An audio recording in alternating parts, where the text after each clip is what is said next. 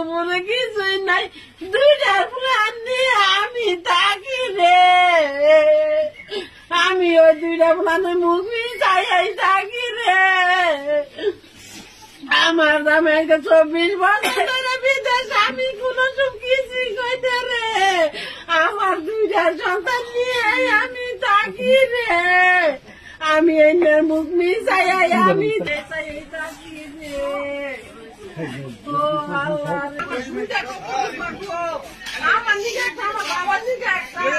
বাচ্চা মারা গেছে ফার্স্টটা, এটা দেখতে কোন গ্রাম? পরিচালনা সখীপুর থানা।